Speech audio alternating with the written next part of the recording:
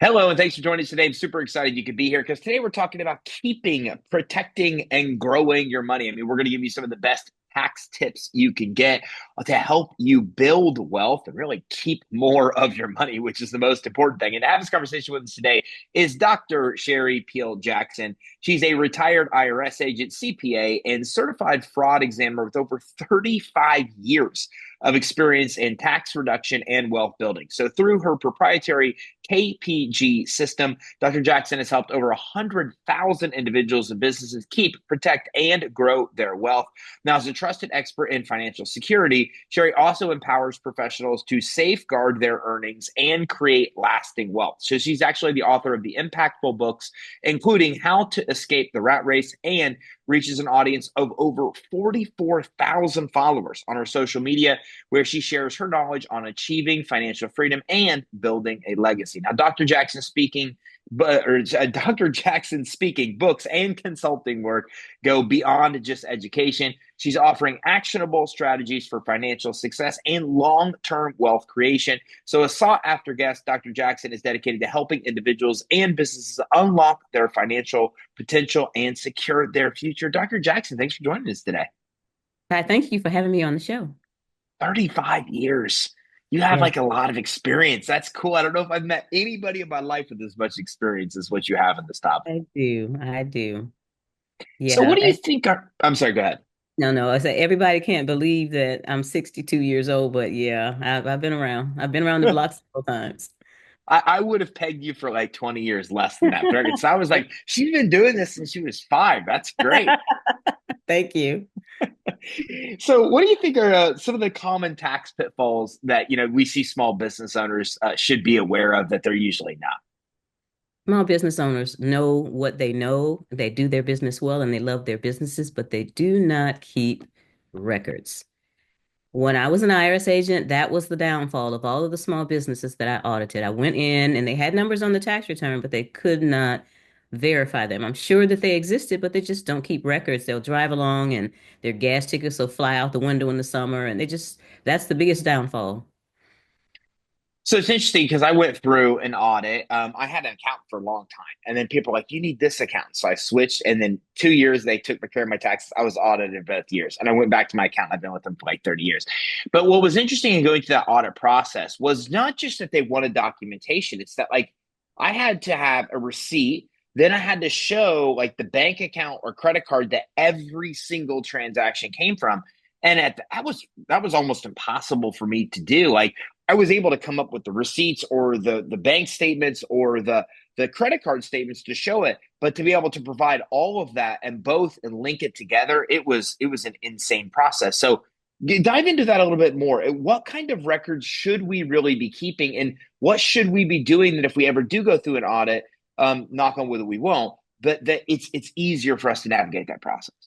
Okay, so a lot of the younger people now, they keep these apps on their phone. I'm old school. I have file cabinets, and most of the small business owners are following the Schedule C. It has all the categories of expenses.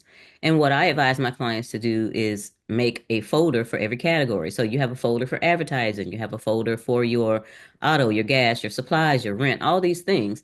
And keeping the receipts. IRS does not allow you to substantiate your expenses with your debit card statement or credit card statement. If you went to Staples and you bought a, a box of paper, for example, for your printer, you have staples on your debit card or your credit card, but they don't count that because you don't have a receipt. It could have been anything. It could have been something personal.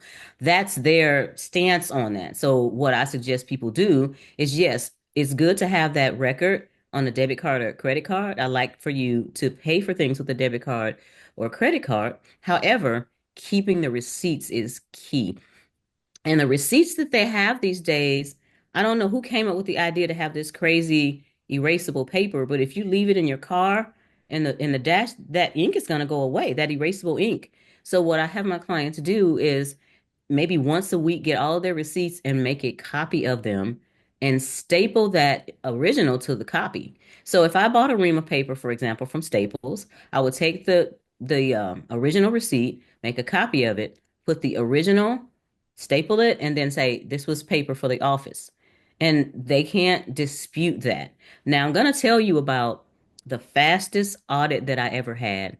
They had what's called TCMP audits, taxpayer compliance measurement audits, and that's when you audit every number on the tax return. Normal audits, you just pick a few areas that they might be concerned about, but a TCMP, you audit every number.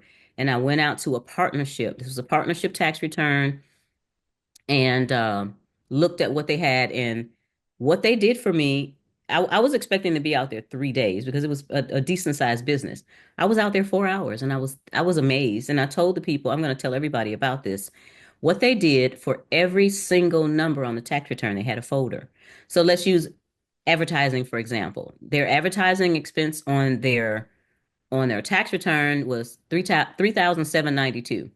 And they had a folder that said advertising, 3,792. When you open the folder, there were papers on both sides. One side had all the receipts and invoices that equaled that amount, and the other side had a copy for me.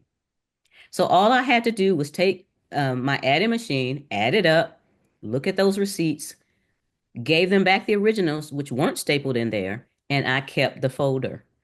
So I know that that's meticulous, and I know that most small business owners can't do that because they don't have an accountant or somebody designated 100% of the time to do that. However, if they just make up folders every year with the categories of the expense, not by month, but by category, and at the end of the year, they know how much advertising was and they have the receipts for it. When these days everybody gets their invoices online. Well, either put it in a folder like I do that says advertising and I put them over into that folder so that I can copy them if I need to.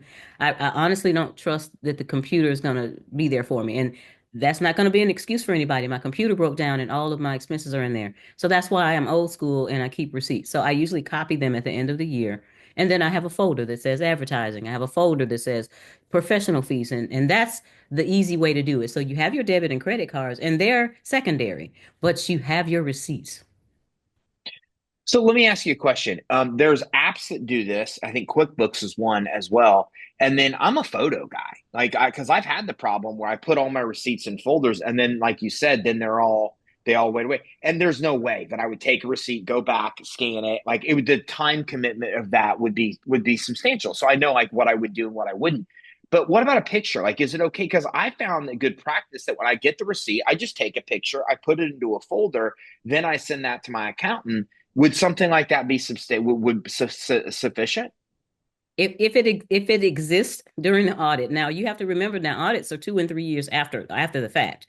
So if that hard drive blew up or whatever, you don't have anything. You might have some bank statements that you can requisition from the bank, but you don't have a receipt anymore. But it will work if it exists. So yes, a lot of people do that now. There are apps that capture all of that and even take it over to QuickBooks. But no, let your audience needs to know that QuickBooks is still not enough. In an audit, they can look at the QuickBooks and it can help lead them to the expenses that they want to examine. But having a number on QuickBooks is not enough. That receipt, that's the root. So you have to have that root.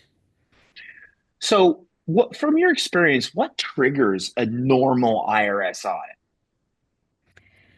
Oh, I have in my book, how to stick it to the IRS. I have a list. It's called red flags that will cause an audit.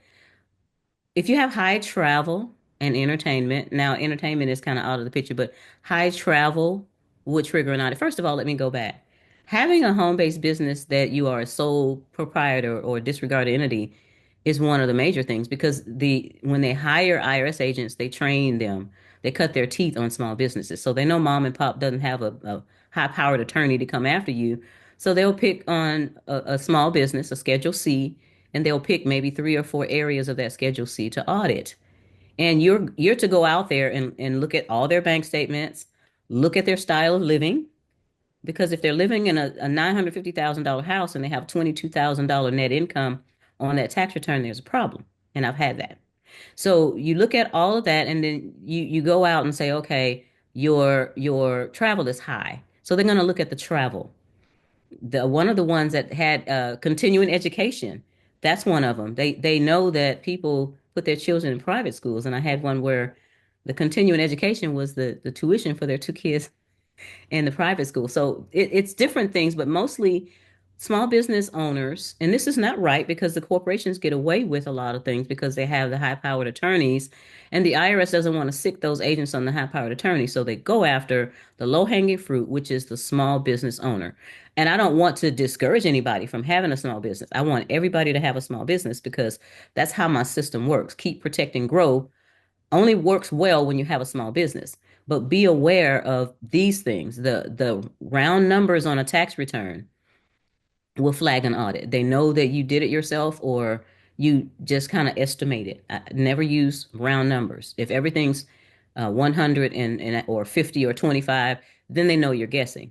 Another thing that causes um, a red flag may be that you have some auto expenses. People don't understand that you can't take the mileage and the actual. So it's a matter of if you want to do your own tax return, you really need to study up and take some courses.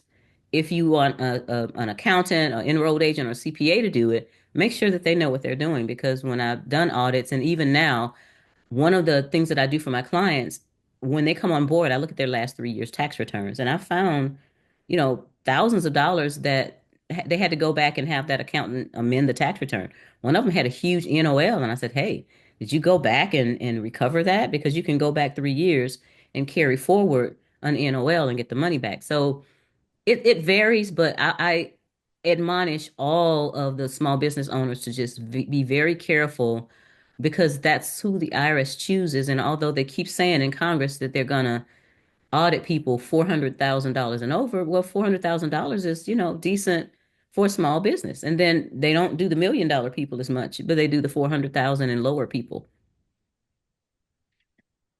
No, that's I mean, really, really good advice, and I really appreciate that because you gave me a lot of insight on, and it gave us all a lot of insight in exactly what they're looking for and what could trigger that.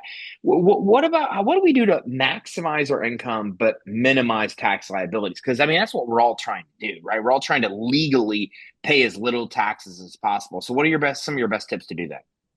Well, that's why I said we need to have a home-based business. You can't do it as an employee. Employees don't have any more deductions. As a small business owner, you can write off your cell phone, your internet, your computer, and basically everything. I tell people, write off everything but the kitchen sink and don't be scared.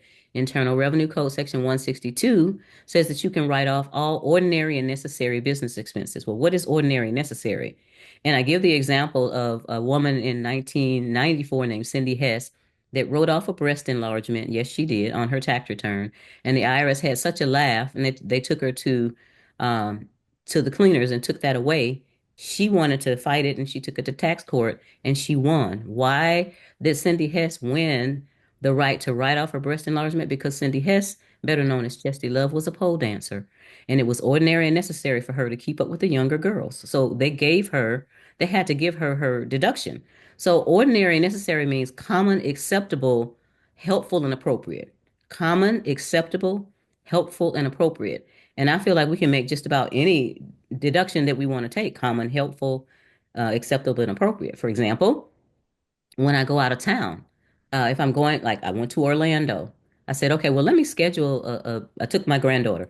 Let me schedule a meeting there. I scheduled a seminar there, and boom, everything became tax deductible. So being aware of your spending and making as much as you're spending in your business become a business expense, even if it's personal. Going to the grocery store when you have your mileage, a lot of people don't understand that for every 2 miles that you drive, you're throwing $1 out the window if you're not keeping up with your mileage. So if I go to a store like Walmart and I'm making sure that I buy paper or pens, that becomes a business expense. A big thing that people can do if they have children between the ages of like 8 and 18 is hire their children. If you hire your children to work for you, they can work for you without any federal, state income tax, Social Security, or Medicare coming out. And that is one of the largest deductions. And for this year, I believe it's the standard deduction for single, which is maybe close to $15,000. So if someone has 3 children between the ages of 8, let's say, and 18, they can write those children off as employees. Now they do have to work and you do have to pay them. You do issue them a W-2, but it has zeros on it and they're exempt as far as the W-4. So if your business is bringing in three, $400,000 a year and you have children, there's no way you shouldn't be having your children because you get that whole deduction, yet you don't have to, the children don't have to file tax returns. Now, I've seen some sophisticated clients that pay the children, let's say it's 15,000, they pay the children will go out and buy equipment for the business, like some kind of a small printer, and then lease it to the company. So that child has perpetual income coming in, and it's treated a little bit differently, but that's still a way to teach your children how to have money work for them instead of always working for money. Let me see. And one of the other ones I think of when you have a small business that is incorporated, the corporation is separate from the individual. And there's something called the Augusta Rule, which I've taken advantage of, um, where the corporation can lease your home, your personal home, for 14 days out of the year without having to pay tax on it. So let's use an example. Well, let me go back to the Augusta rule. It came from the Masters Golf Tournament in Augusta, Georgia, where those people that live around the golf course that have those $1 million homes wanted to rent those out to large golf clubs coming in from Australia, New Zealand, and South Africa. They wanted to rent those homes to these people so that the whole golf club from that country can live there. And they didn't want to pay tax on it. So they lobbied Congress and got the Augusta rule. And I looked it up and Ty, those homes go for like $14,000 a night. So if it's 10 nights it's rented out, that's $140,000. They just got tax free. And we can do it too. So your corporation can make a lease agreement for 14 days. Let's say if you have your board members, you all have a monthly meeting, and then you have two emergency meetings during the year. That's 14 meetings. And what you do is go out and find out how much it would be to rent a like a hotel meeting room or something like that for 8 hours. It's gotta be 8 hours. And then that's what you use. For example, if your home is in an area where rents are high, like $1,000 for a meeting room, and that's not unusual, then that's gonna yield you 14. Well, if it's $10,000, let's say it's gonna yield you $14,000 in expenses for the whole year. If it's $1,000 a month that you can get now, if it's 500, of course it'll be 7,000, but that's an extra $7,000 that you wouldn't have. So the corporation is paying your your personal self. Your personal self is getting $7,000 tax free because you're going under the Augusta rule, and then your corporation is getting a seven thousand or $14,000 deduction. So there are a lot of little strategies, and what you have to do is you have to see where the wealthy have lobbied our Congress to get these little perks, and then see if we can take advantage of them also. So let me ask you a question. If I hire my kids, if I hire my kids and they go to private school, why couldn't I write off the private school as a continuing education expense? You can't do it that way. You can hire your children and pay them, and they can pay for their private school. So you can't write the school off because school, if it's available free, then you can't write it off. Just like if I go out and buy an Armani suit for $750,000, saying that I'm wearing this to my meetings, I still can't write it off because it's something that I can wear out in the public. When you hire your children, a great idea, because my children never graced the hall of a government school either. Their first public school was Georgia State University. Um, what you can do is go ahead and hire them, pay them a decent salary. You can't pay a 10-year-old $50 an hour, you know what I mean? And when you write them their checks, put that in their bank account, and then they can pay their tuition with that. They can do anything with that. It's not, no, you're not getting an allowance. You're going to work. And I have a list of things that the children can do to make money, even infants. I have one example, and it's not my client, but the infant was being used for photography for the business, and the infant was paid. They opened up the infant a bank account. Hmm. There, we just have to be very strategic about how we want to keep our money. And that I call the IRS the insidious representatives of Satan because they take our money and they do stuff with it that we just don't want them to do. So I would rather get it back. So I help people, and it's fun for me to help people get the money back and make sure that that deduction is a solid deduction. And but they can take that and they can take it every year. So meals, you mentioned this earlier.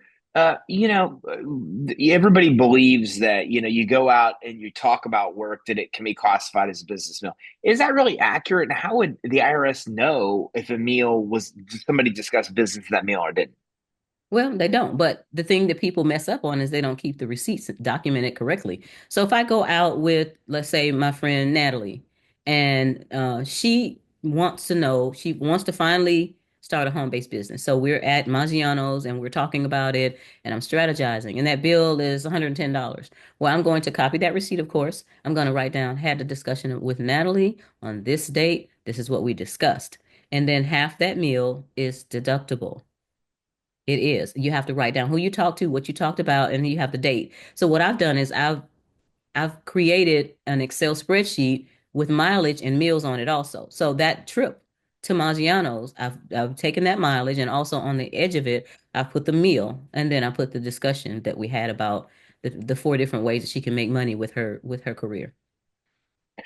What about travel? Same question. Like, go on a vacation, but well, I'll give you an example. I could go to Park City, Utah with my kids every year. But man, I have a ton of business connections in Park City. And every time I am out there, I'm legitimately meeting with people half, if not 70% of the time while my kids are out doing what kids do. So like how does something like that work? Like what and how much or how does it work to be able to write off travel like that if you're maybe on a vacation but you're also doing work while you're there?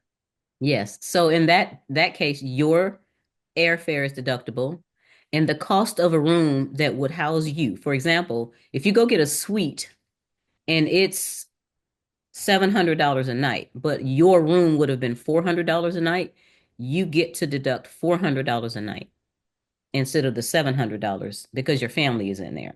Now, if your children work for you and they're doing things at your seminar, if they're passing out flyers, whatever they're doing, then their airfare is included. Your wife's, everybody that works for you, their airfare is included. So these are strategies that, aren't well known, but they're, if that's one of your employees, how many clients do I have that take their employees on these conferences and stuff? The employees is tax deductible. If the child gets up there and has to present, your teenagers, when your children, get to the age where they can start absorbing what you're doing and you want to groom them to take over the business or even have their own business, they can be part of the program. Their airfare and now that suite would be tax deductible. One of the other things I see you talk a lot about is having multiple income streams and how that can actually help you create wealth, but also reduce taxes. Can you talk a little bit more about that? Yeah, I'm the queen of having multiple income streams. It's like you can't depend on one stream of income. We saw that in 2008 when the stock market went down 777.68 points in one day and Americans lost $10.2 trillion in their savings. That was a fiasco. And so we can't let that happen again. So, and I'm very hard line. I guess because when you get older, you get hard line. It's like I don't believe in entertaining ourselves. We don't have time for that. I call the TV the electronic income reducer and the electronic intellect reducer because that's what it does.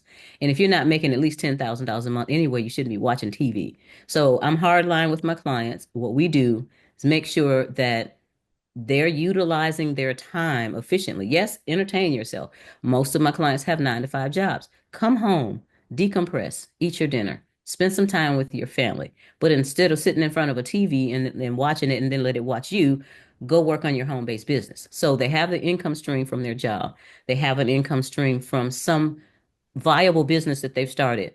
Also, real estate. I ask my clients, hey, do you have extra room or do you have a basement? For example, I have a basement. I refinanced. I made it a whole apartment, bathroom, kitchen, everything. And now the lady in the basement is paying my mortgage plus. So that's another stream of income. I don't have to pay my mortgage because she's paying it. Then you go out and say, okay, just like we talked about with Jason, real estate. See if you can go out and learn the strategies. I have strategies. I don't know. I'm sure you've talked about cash flow banking or infinite banking using the Section 7702. Go out and I got 3 of those policies. Go get that, get some more real estate, and then have the tenants paying for that. So it's a matter of sitting down, figuring out where the client has time. where they can free up time and then how they want to utilize that time as opposed to wasting that time. And then you can have your job income or you can have two businesses. I have one couple that she's writing a book and producing a business. So she's going to have that book income, and book income is great because I have 10 books, and people buy on the website all the time. So there's always little what I call grocery money or gas money coming in. That's a whole nother stream of income. So I do believe that we don't have to, uh, you know, run ourselves in the ground in order to have multiple streams of income. We just have to be strategically thinking about it, and we have to make sure that we're not wasting our time. One of the exercises that I take my clients through is an exercise that I got from a life coach, and it's questions to design your future. Now, there are 8 questions, but the first 3 are, what do you want? Why do you want it? In other words, why is it important to you? And the third one is key. What are you willing to give up to get it? So are you willing to give up that nightly soap opera show in order for you to sit down and build this business? Or, would you just rather stay in a comfort zone? I tell people life begins at the end of your comfort zone. I love it. KPG system. How does it help people protect and grow their earnings in today's financial landscape? Yeah. So keeping, of course, we talk about not overspending, not spending on conspicuous consumption. There's no reason anybody should be paying $120 for some gym shoes when they cost maybe about $7 to make. So getting your spending in order, not getting those lattes every day, not eating out. I used to eat out to the point where my American Express was $30,000 in food. That's crazy. But you learn. And so keeping your expenses has a lot to do with that. Protecting, making sure that you have assurance. I have a stair step to wealth, and it starts out with insurance, which we all should have. Life insurance, your car insurance, just in case there's some kind of a catastrophe. But then assurance is 6 months in expenses. So if you've got $3,000, your expenses are $3,000, then you got to save somewhere $18,000 liquid. Because the thing that happened in 2008 or the things that happened in 2020, you got to have some money somewhere. So a lot of people I hear, don't even have $500 or $1,000 set aside. That's mandatory. So this is then you go up to the protection of what you have. It's not just about what you have, but it's about what you keep. Making sure that you use entities, uh, LLCs, limited partnerships. I have business trusts, family trusts, private interest family foundations. Why don't the Rockefellers and the Rothschilds and the Kennedys, why don't they get sued? Why is it that they have perpetual wealth for generations? What are they doing that we're not doing? Find out what they're doing and do it. They're using private interest foundations. They're using family trust. They're using limited family partnerships and business trust. This is where I lead my clients so that their assets will be protected. Because if Rockefeller said, John D. Rockefeller, I believe it was, it said, own nothing, control everything. Well, if you don't own it, then you can't be sued for it. I'm sure, Ty, you know that this is the United States of America. We have 5% of the world's population, but we have 70% of the world's lawyers. There are more lawyers in Jacksonville, Florida than the whole of Japan. And all they're doing is suing people. They're running around chasing ambulances. And when you have a business and it's growing, people are looking at you. So you must protect that. Using even smaller businesses, you don't necessarily have to have your businesses set up where you live. I only have one business here in Georgia. The rest of them are domiciled other places for anonymity reasons and for asset protection reasons. So these are the things that I teach. People don't know what they don't know. And so that's why the gotcha will get you if you're not protected. And then growing, of course. We talked about the multiple streams of income and then growing to the point where you have a legacy. Thinking long term, what will my family have? What can I help my children with? So a lot of times, I'm not a stock market person. I don't have any IRAs, stocks, bonds, 401ks. I'm a hard asset person, silver, gold, and real estate. So something that I can hold in my hand and something I can put my bare feet on. So I'm into the real estate. I have some real estate here, my home. I have other real estate here in Georgia and then in Costa Rica because I believe in a plan B. And I have three pieces of property in Costa Rica so that I can build a legacy. That's going to be income generating as soon as I get past all these permits and stuff. But that's the KPG system. Keep what you earn, protect it from outsiders, protect it from the IRS, and then grow it. making sure you have multiple streams of income, and then taking that income, turning it into assets that will perpetually bring money into your family. I've taken my granddaughter to Costa Rica with me 2 times. She's going again in May. She knows that she has property in Costa Rica. That changes their mindsets, Ty. It changes their mindset. It changes the way they move. And as she gets into her teen years pretty soon, her mindset will be different than a typical teenager because she knows that she has some backup. And that's what the wealthy do. That's what the Rockefellers and all of them, our president, all of them do that. We just need to do it as just ordinary people. Dr. Jackson, phenomenal tips today, and we just scratched the surface. Where can everybody go that's watching and listening to be able to get more insight about the KPG system, to learn how to keep, to protect, to grow their wealth? Where should they go to be able to learn more? Well, my website is being rebuilt, but they can go to sherrypeeljackson.com. They can see some books and some things that I have on there right now as the website is going.